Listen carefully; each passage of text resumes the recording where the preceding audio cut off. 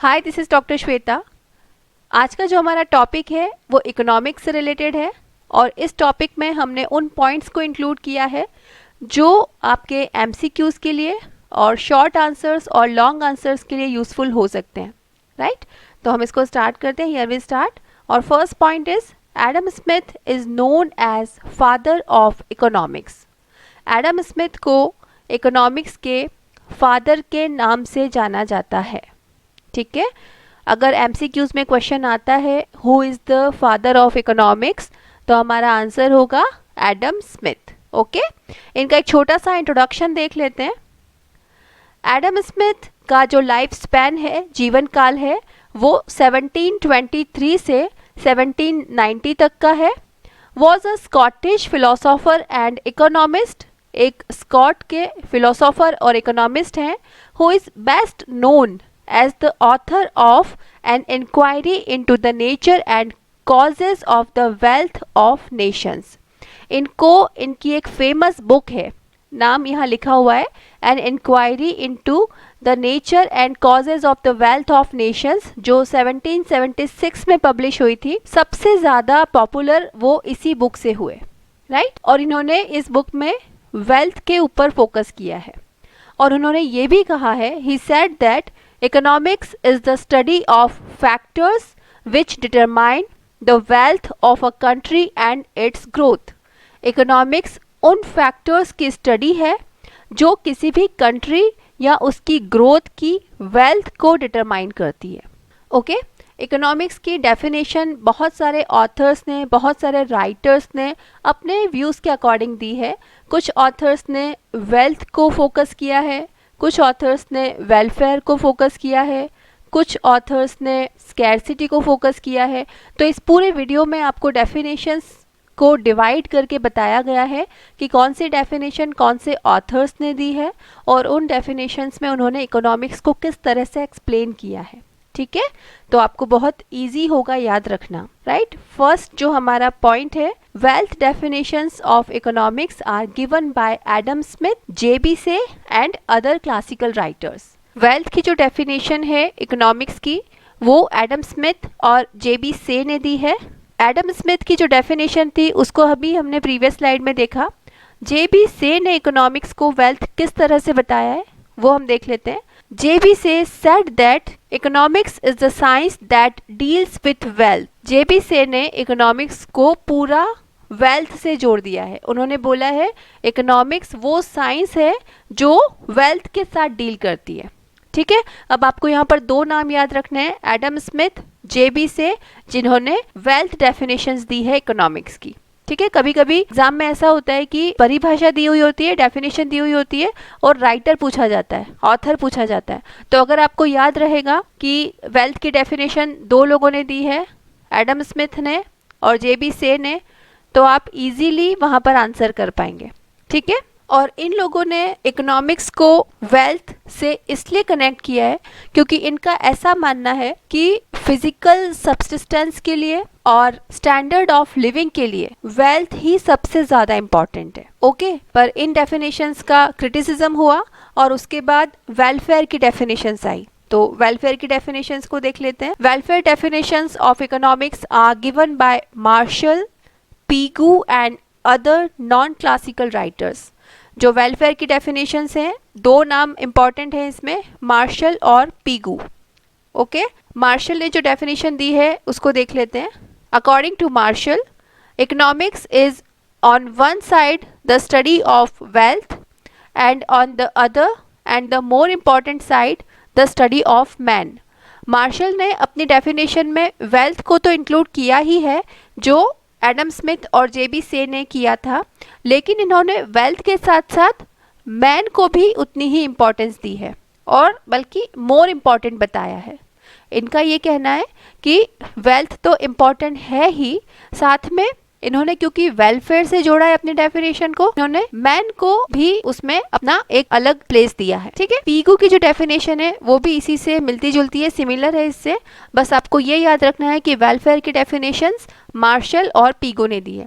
अब ये जो डेफिनेशन दी हुई है इनका भी क्रिटिसाइज हुआ। इसमें भी ये बोला गया कि इसमें सिर्फ वेल्थ को और वेलफेयर को ही इंक्लूड किया गया है। तो जो नेक्स्ट जो ऑथर्स हैं उन्होंने अपनी definitions the. Robins has given the scarcity definition of economics. Robins ने इकोनॉमिक्स की स्कैरसिटी वाली डेफिनेशन दी। स्कैरसिटी का मतलब होता है कमी या अभाव, मतलब शॉर्टेज। ओके उन्होंने बोला economics is a science of choice make. उन्होंने इकोनॉमिक्स को चॉइस मेकिंग का साइंस बताया। उन्होंने इसको और एक्सप्लेन किया है। According to Robbins, economics is the science which studies human behavior as a relationship between ants and scarce means which have alternative uses। उन्होंने बोला इकोनॉमिक वो साइंस है जो ह्यूमन बिहेवियर को स्टडी करती है।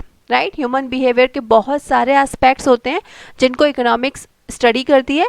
As a relationship between ends and scarce. Relationship किस किस का बता रहे हैं? एंड्स का मतलब वांट्स, डिजायर्स, एंड स्कैर्स मतलब रिसोर्सेज का अभाव, means which have alternative uses.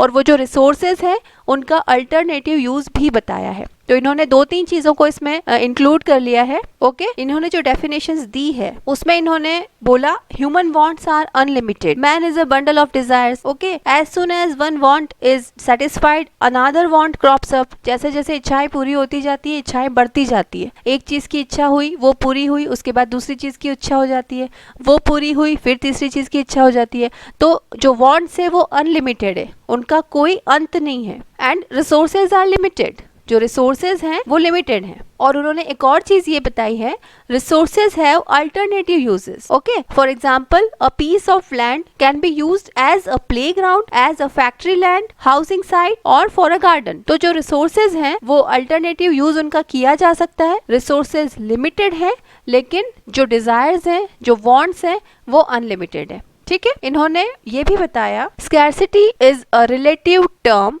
which means that all the wants of all the people can never be satisfied। According to Robbins, लोगों की जो wants हैं वो कभी भी पूरी नहीं की जा सकती क्योंकि इतने सारे लोग हैं, उनकी इतनी सारी wants, और वो wants कभी खत्म नहीं होती है क्योंकि wants जैसे जैसे कंप्लीट होती जाती है वैसे वैसे wants बढ़ती जाती है। इच्छाएं जैसे जैसे पूरी होती है वैसे खत्म नहीं होती, इवन बढ़ती जाती है। राइट, तो उनको कभी सेटिस्फाई नहीं किया जा सकता क्योंकि जितना ज्यादा सेटिस्फाई करेंगे उतनी ज्यादा बढ़ेगी। उन्होंने एक और चीज ये भी बोली है, the concept of scarcity is applicable to the poor as well as the rich countries. उन्होंने ये भी बोला है कि ये जो स्कैरसिटी वाला कॉन्सेप्ट है वो पुअर कंट्रीज पे भी उतना ही एप्लीकेबल है जितना कि रिच कंट्रीज पे, क्योंकि पुअर कंट्रीज की जो वांट्स होती है वो उनके अकॉर्डिंग होती है, लेकिन फिर भी वांट्स तो होती है और वो भी बढ़ती जाती है।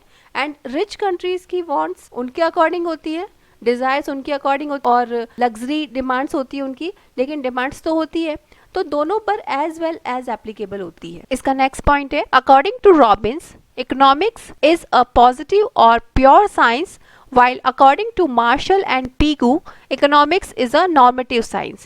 यहाँ पर दो लोगों में कॉन्फ्लिक्ट हुए हैं। रॉबिन्स ने इकोनॉमिक्स को पॉजिटिव और प्योर साइंस बताया है जबकि मार्शल और पीगू ने इकोनॉमिक्स को नॉर्मेटिव साइंस बताया।